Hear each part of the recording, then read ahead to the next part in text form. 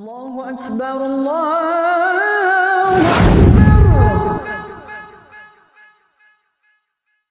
Assalamualaikum warahmatullahi wabarakatuh. Waalaikumsalam warahmatullahi wabarakatuh. Innal hamdalillah nahmaduhu wa nasta'inuhu wa nastaghfiruh wa na'udzu billahi min shururi anfusina wa min sayyiati a'malina ma yahdihillahu fala mudilla lahu wa may yudlil fala hadiya lahu. Allahumma shalli wa sallim ala sayyidina Muhammad wa ala ali Muhammad kama shallaita ala Ibrahim wa ala ali Ibrahim fil alamin innaka Hamidum Majid. Bapak Ibu dimuliakan Allah, bersyukur kita kehadirat Allah Subhanahu wa taala. Subuh hari ini untuk menambah keakraban silaturahmi kita.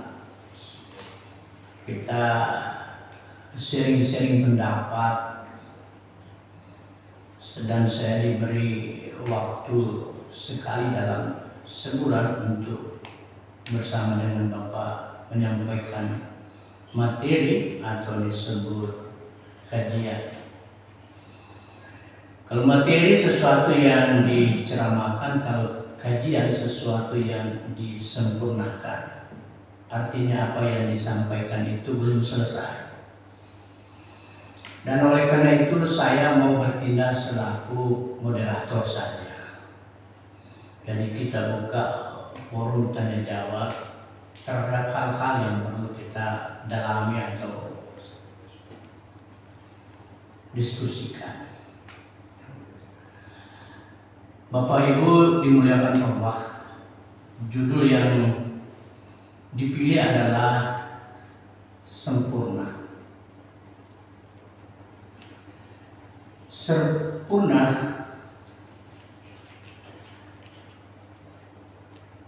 sebagai satu kata banyak padanannya di dalam Al-Quran.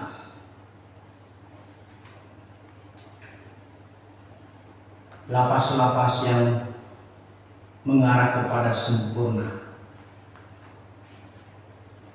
Misalnya di dalam surah Al-Isra ayat 70.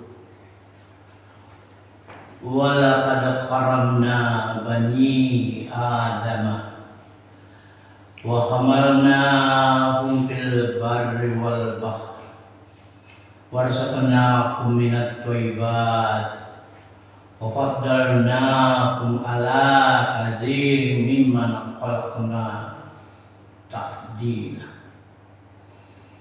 Kami telah memuliakan anak cucu Adam dan kami angkut mereka di darat dan di laut. Kami anugerahkan pula kepada mereka rezeki yang baik-baik dan kami lebihkan mereka di atas banyak makhluk yang kami ciptakan dengan kelebihan yang sempurna. Kelebihan yang sempurna di dalam Al-Quran ini takdir, dan itu diberikan kepada manusia. Dalam berbagai literatur, kalau kita secara teori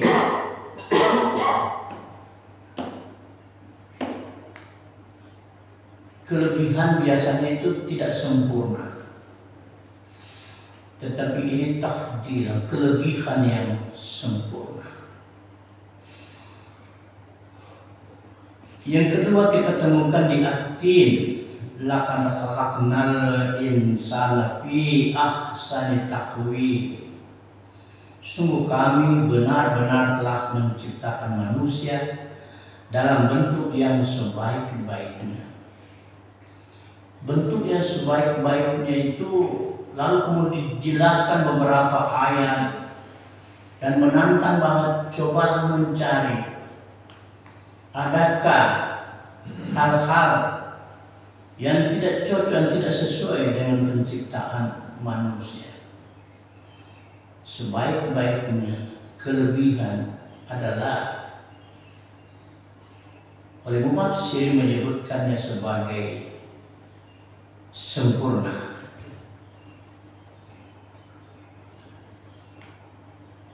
Namun tidak ada yang setara dengan kesempurnaan Allah, sebagaimana ada di dalam surah Al-Ikhlas, serta tidak ada sesuatu pun yang setara dengannya. Sehingga dengan demikian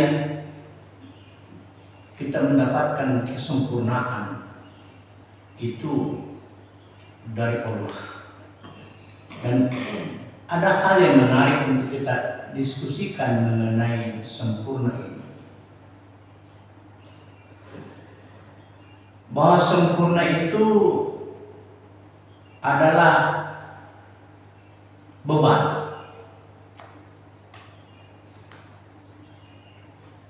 Karena kalau kita melihat sesuatu yang normatif, lalu bertindak sebaliknya, kita itu kecewa. Jaksa melanggar, hakim melanggar, polisi bertindak tidak sesuai. Itu karena runtuh kita punya pengharapan. Kecewa. Dari situ orang melihat bahwa sebenarnya sempurna itu adalah beban. Karena diletakkanlah posisi-posisi itu dalam kode etik satu lembaga. Kode etik hakim, jaksa, polisi. Demi kesempurnaannya secara normatif institusi. Dan itu adalah beban karena harus dipertanggungjawabkan. Ada satu metode yang pernah saya baca, balance antara sugesti dan surprise. Balance perbandingan antara sugesti dan surprise.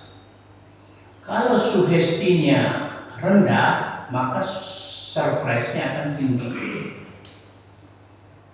Tetapi kalau surprise-nya tinggi, sugestinya rendah. Misalnya, ada seseorang yang kita remehkan, tidak ada apa-apanya, baik dari segi materi dan lain sebagainya. Itu sugesti kita terhadap dia rendah. Penerimaan kita pada dia rendah. Pandangan kita pada dia rendah. Tetapi sedikit saja dia melakukan sesuatu, kita menjadi kaget. Itu memberikan surprise karena sugesti rendah. Tetapi kalau surprise memang sudah tinggi, apapun yang dilakukan orang tidak kaget karena standarnya memang sudah seperti itu. Bahkan kalau di bawah standar yang telah dia canangkan menjadi shock, menjadi kecewa. Itulah sehingga sempurna menjadi beban. Beban yang harus dipertanggungjawabkan. Selain sempurna sebagai beban yang harus dipertanggungjawabkan, dia juga adalah tantangan. Menjadi challenge. Artinya harus diwujudkan. Harus memberikan challenge, tantangan untuk diwujudkan. Jadi dua, beban, tantangan. Yang ketiga adalah etika. Kesempurnaan yang dimiliki itu menjadi etika. Jadi kalau kita menyadari diri memiliki sesuatu yang disebut jati diri, maka jati diri itu dibangun menjadi etika dalam bertingkah laku. Etika itu dalam agama Islam disebut akhlak. Akhlak yang mencerminkan moral. Dalam teori etika disebut mitigasi.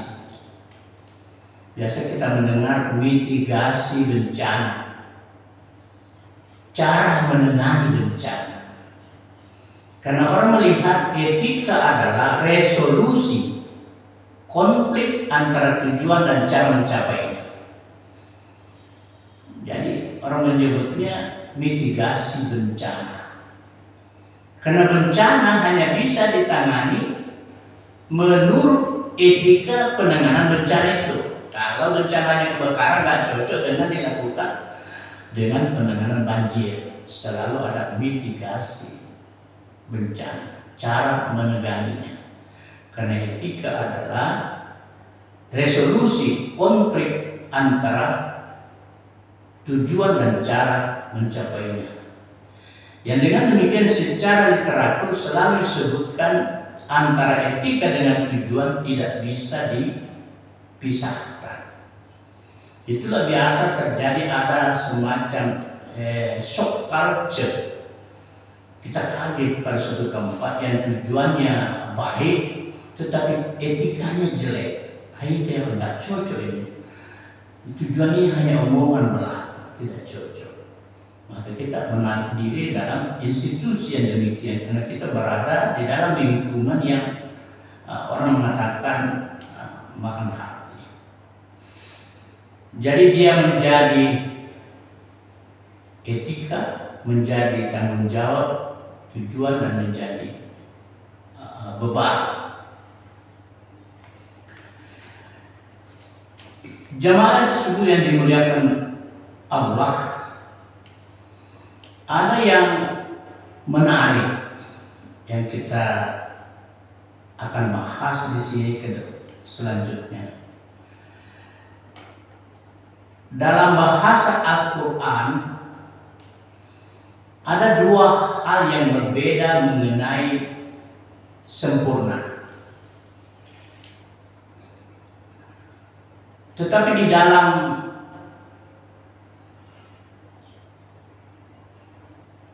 Al-Quran terbitan Kementerian Agama itu sesungguhnya sama, tetapi dibedakan penyebutannya. Keduanya berarti sempurna, yaitu akmaltu dan atmamtu. Ini keduanya diartikan sempurna dalam bahasa Arab. Tetapi di dalam Qomusus Sirin, di dalam menerjemahkan Al-Quran ini dibedakan, terutama yang diterbitkan oleh Kementerian Agama. Yaitu di dalam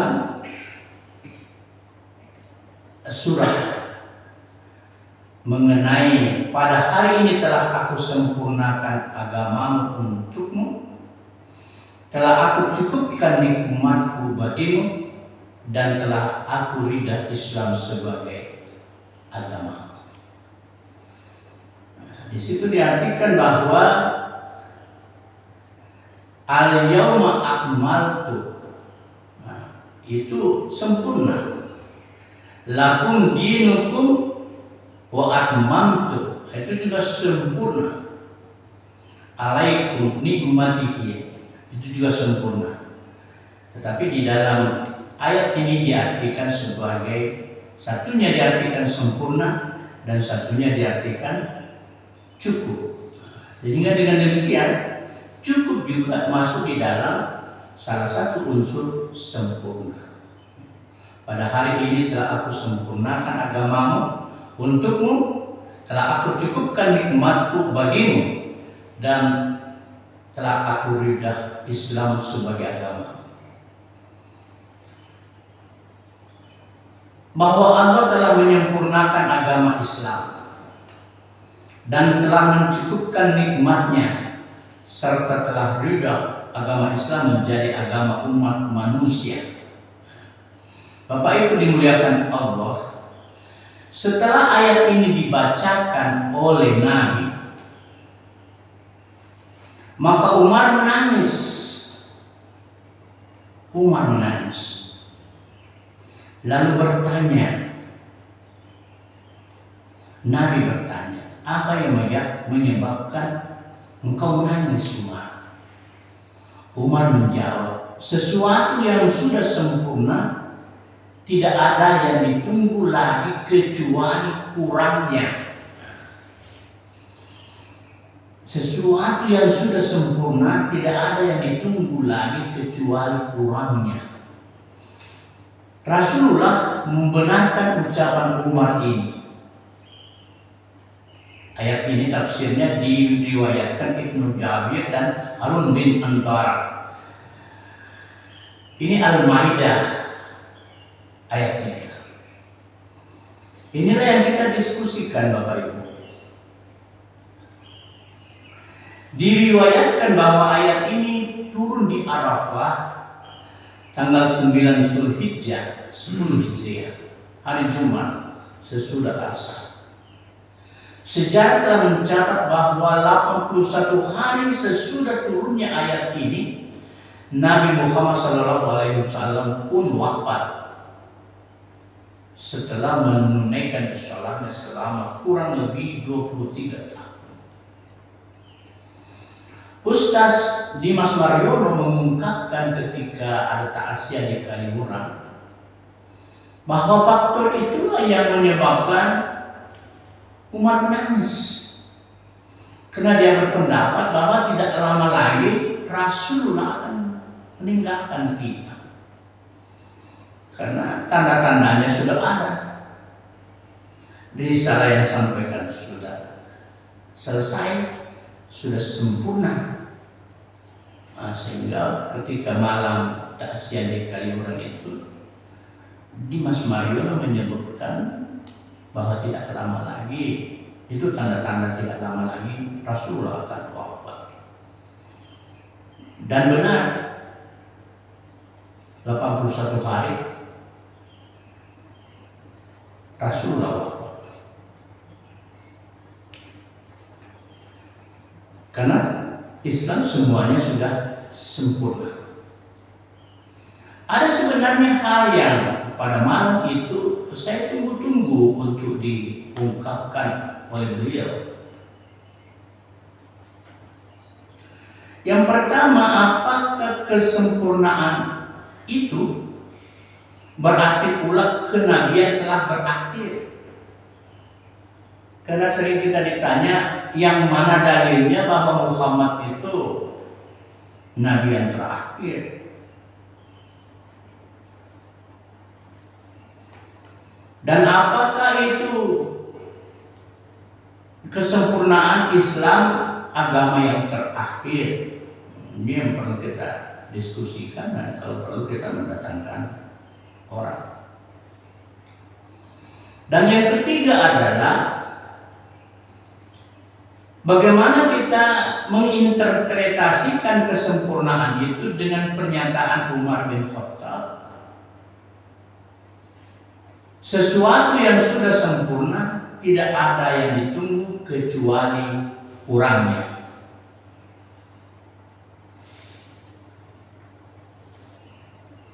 Tidak ada yang ditunggu kecuali kurangnya. Dan 15 abad yang lalu setelah Al-Quran ini, kita menemukan beberapa kekurangan-kekurangan. Kekurangan-kekurangan itu, nah, ini yang akan kita diskusikan. Bahwa Islam sebagai agama yang sempurna, tetapi implementasinya yang tidak sesuai. Inilah yang dikatakan tadi bahwa kesempurnaan itu tantangan, kesempurnaan itu beban, kesempurnaan itu etika. Mesti kita mengkanalisasi diri kepada kesempurnaan Islam, sehingga tidak ada mix antara penganutnya dengan agamanya. Kalau kita Islam dan korup, orang katakan Islam apa? Kalau kita Islam lalu kemudian melakukan hal-hal yang tidak senonoh, orang menjadi kecewa karena orang memahami standar kita.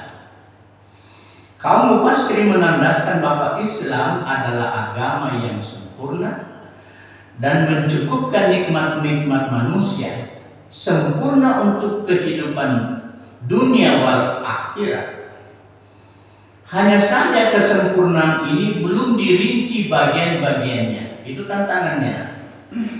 Bahwa kesempurnaan itu makro, belum dirinci bagian-bagiannya. Hal ini diserahkan kepada ulama. Kepada kaum mufassirin, bahkan kepada pribadi-pribadi kita pada tingkat aplikasi. Di dalam menggunakan akal dan hati, amar ma'ruf nahi mungkar, mewujudkan pribadi muslim sesuai dengan tema Islam sebagai agama yang sempurna. Sebenarnya di dalam Al-Quran banyak sekali tuntunannya yang menggiring kita kepada itikad, mendekatkan kita kepada kesempurnaan Islam. Antara lain misalnya di dalam Ali Imran 110, kuntum khaira ummati ukhrijat lin-nas ta'muruna bil ma'ruf wa tanhauna 'anil munkar wa tu'minuna billah. Itu dijanjikan Allah kepada kita sebagai umat terbaik. Umat terbaik itu ya sempurna. Kriterianya 3: menyeru berbuat baik, mencegah berbuat munkar, beriman kepada Allah. Ini 3, karena orang di luar Islam itu berbuat baik, orang di luar Islam itu berbuat baik, tetapi dia berbuat baik untuk kepentingan objek kebaikan. Dia berbuat adil untuk kepentingan objek keadilan. Kalau kita berbuat baik dan berbuat adil karena Allah, sehingga apapun yang kita lakukan demi apa? Karena ini tuntutan. Kuntum khairu ummatin ukhrijat lin-nas ta'muruna bil ma'ruf wa tanhauna 'anil munkar wa tu'minuna billah. Kalau menurut ekonom ada 2 saja. Berbuat baik untuk membahagiakan orang, berbuat adil untuk tidak melanggar aturan. Itu aja. Kalau kita menyerahkannya kepada Allah dan tidak mengharapkan balasan dari objek-objek kebaikan itu. Itulah kode etik dari orang-orang yang bertauhid. Itulah juga sebabnya saya senantiasa mengatakan bahwa Aristoteles itu keliru di dalam menetapkan bahwa manusia adalah zoon politikon, makhluk pribadi sekaligus makhluk sosial. Manusia itu makhluk pribadi, individu, makhluk sosial sekaligus makhluk tauhid. Karena manusia tidak hanya memiliki hubungan horizontal, tetapi sekaligus memiliki hubungan vertikal karena ada ketauhidan.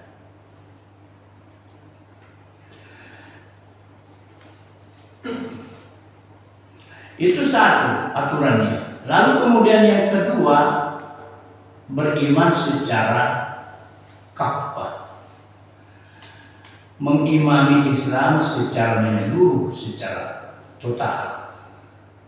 Dalam istilah teorinya simultan dan masif.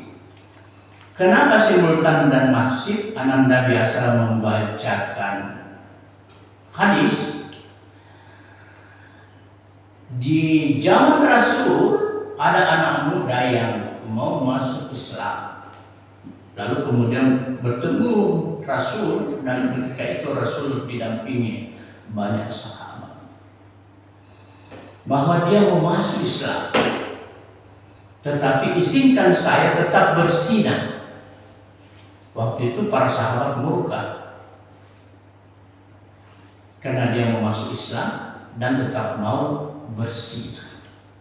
Ini tidak boleh. Masuk di dalam kafah total itu simultan, bersamaan seluruhnya, tidak ada yang tersisa. Saya punya kebiasaan begini, nanti itu saya tunda, Anda bisa simultan. Lalu kemudian Mesir, diceritakan juga beberapa hadis yang dibaca. Ada beberapa Yahudi setelah masuk Islam masih senang melakukan ibadah-ibadah hari Sabtu Yahudi.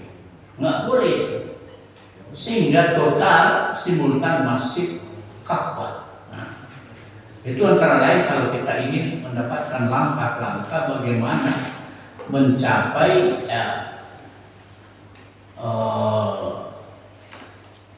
kesempurnaan Islam dengan memasukkan diri kita ke dalamnya. Dan yang ketiga yang ingin saya sampaikan, banyak hal yang lain yang kita bisa diskusikan. Iqra' kitab kafa binafsikal yawma 'alaika hasib. Kita tidak boleh henti intinya melakukan introspeksi, muhasabah pada diri kita, karena kita sendiri ini belum selesai. Tidak pernah kita tertinggal untuk mencapai kesempurnaan. Kemarin ada satu teori yang disebut teori ganda. Teori ganda itu ditemukan di dalam akuntansi antara pengeluaran dan penerimaan, ganda ya. Itu ditemukan pada abad ke-15. Dan itu menjadi dasar lahirnya satu metode avoid of avoidance, metode bersisi ganda. Metode bersisi ganda itu digunakan dalam toleran, tidak menolak berbeda dan tidak memaksakan kehendak. Method of avoidance itu metode ganda, ditemukan abad 15. Al-Quran itu abad ke-7. Jadi ada 8 abad setelah Al-Quran diturunkan, orang menemukan satu-satu kebenaran ilahiyah. Dan kalau kita baca teori lalu baca Al-Quran, kita akan temukan ini dari sini, ini dari sini. Ada 8 abad tertinggalnya teori dari apa yang disampaikan Al-Quran. Lalu kemarin di Masjid Raya Bukit Baruga, 8 abad itu masih mending.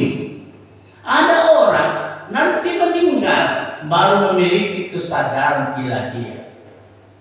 Setelah dia wafat baru dia mau kembali. Kita masih hidup, punya kesempatan. Iqra' kitab kafa binafsikal yawma 'alaika hasib. Mari kita membaca diri kita senantiasa, karena kita ini barang tumbuh dinamis berkembang untuk mencapai kesempurnaan, dan ada ruang lingkupnya, ada spektrumnya. Spektrum kesempurnaan kita adalah Islam. Dan kita harus mengingat apa yang disampaikan Umar, menunggu kekurangannya. Jangan sampai kita inilah yang menciptakan kekurangan-kekurangannya. Seperti polisi yang mencuri, jaksa yang mencuri, hakim yang mencuri. Tidak sesuai temanya dengan perbuatannya. Semoga kita semua tetap di dalam lindungan Allah Subhanahu wa taala, beriman kepada Islam. Aku quli hadza wa astaghfiru innahu huwal ghafurur rahim. Assalamualaikum warahmatullahi wabarakatuh. Assalamualaikum warahmatullahi wabarakatuh. Waalaikumsalam. Surahnya aja ya Ustaz. Iya.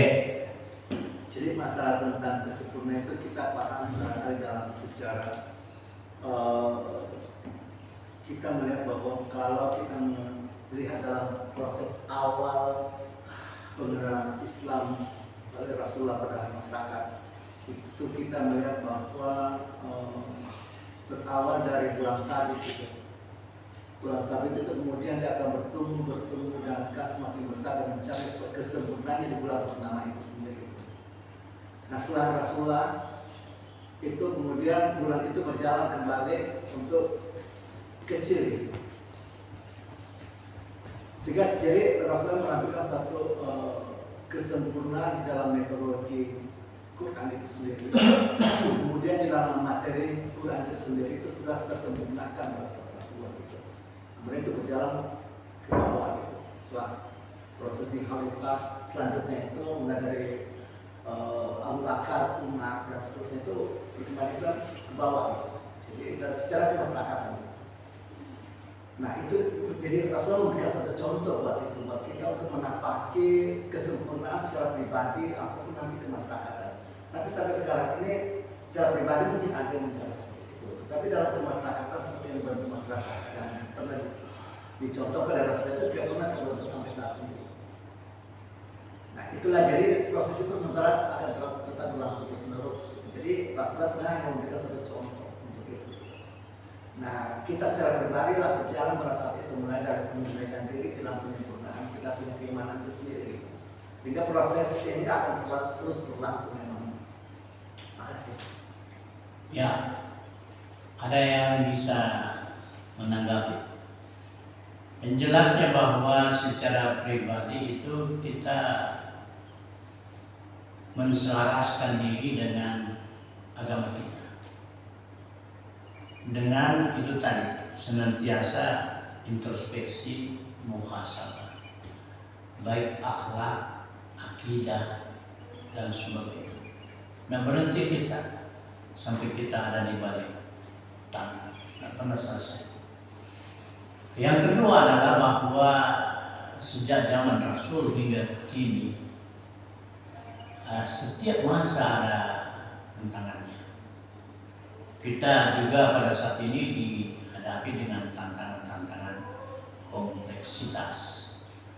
Sehingga pergerakan kita, perbuatan kita itu bukan mulai dari yang besar, tetapi dimulai dari diri sendiri, lalu kemudian bergerak keluar.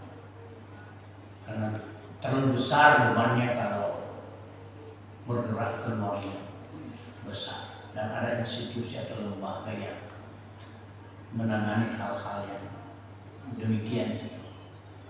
Satu hal yang menjadi pertanyaan sebenarnya yang perlu kita mengundang orang pintar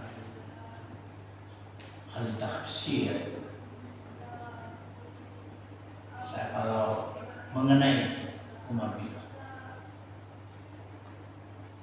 ketika Al-Maidah diturunkan, lalu kemudian dikatakan sempurna, lalu kemudian dia berucap bahwa sesuatu yang sudah sempurna sisa menunggu kurangnya. Jadi apa maksudnya? Islam ini sempurna sudah, kurangnya itu selalu kita temukan dalam kehidupan kita. Bukan Islam yang kurang, kita yang mencederai.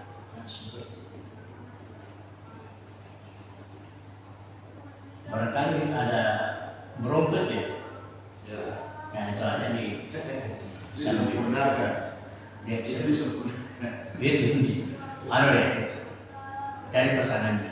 Dan silakan Pak. Ya, silakan. Saya moderator saja Pak. Karena kita ini setara sebaya, setetangga. Nah. Yang penting keberakaran itu. Jadi yang penting kita memahami proses itu. Gitu. Nah, Ya. Proses lah. Jadi makanya dalam metodologi Rasulullah menyampaikan Islam itu punya metodologi seperti itu. Jadi ada proses di situ. Jadi selama kita paham bahwa kita sementara berjalan di dalam proses penyempurnaan itu sendiri, Ya. kita mati di tengah jalan itu sudah masuk ke dalam kafah itu sendiri. Jadi yang penting benar-benar prosesnya kita tapaki lah itu gitu. Kita misalnya sementara kita masih biasa sholat saja, kita sholat dulu gitu. Sambil kita bentuk kemasyarakatan itu sendiri. Nah di tengah jalan kita mati mencapai suatu kemasyarakatan muslim yang bagus yang apa itu, yaitu sudah kita mati pada dalam proses itu, dan itu mati sudah lebih sempurna. selalu diajarkan bahwa matilah dalam Islam. Dan itu artinya kita selalu bergerak fisabilillah, berjihad. Ada hal yang sangat ironis sebenarnya ketika seorang koruptor diadili, ditanya nama, alamat, lalu kemudian agama, disebutkan Islam, lalu di bawahnya pertanyaannya, dia disangkakan apa? Pencuri. Itu lompatan dari agama kepada pencurian itu tidak nyambung. Itu mencederai Islam. Kalau kita mengatasnamakan diri Islam lalu kemudian melakukan hal itu, menurut saya setelah membaca dalam Islam ini ada orang yang dimasukkan dalam wajan yang mendidih demi agama ini, ada orang yang dimati, dimakan hatinya demi agama ini. Banyak orang untuk agama ini baru kita menari-nari di atasnya. Mesti kita melakukan juga hal-hal yang sesuai dengan kemampuan kita. Karena saya mengajar, ya dalam mengajar itulah saya berdakwah. Itu yang seperti itu yang bisa saya lakukan. Saya ingin menutupnya dengan satu cerita dalam cerita dongeng anak sedunia. Satu hari ada seorang petani sedang mencangkul di sawah. Ini dongengnya Anderson. Langsung ada burung yang menghempaskan dirinya di depan petani yang sedang mencangkul. Lalu petani kaget, berhenti mencangkul, lalu bertanya, "Mengapa kau bertingkah aneh seperti itu? Kakimu menggelepar-gelepar, kakimu terayun-ayun ke langit." Dan burung itu mengatakan, "Bukankah hari ini langit akan runtuh?"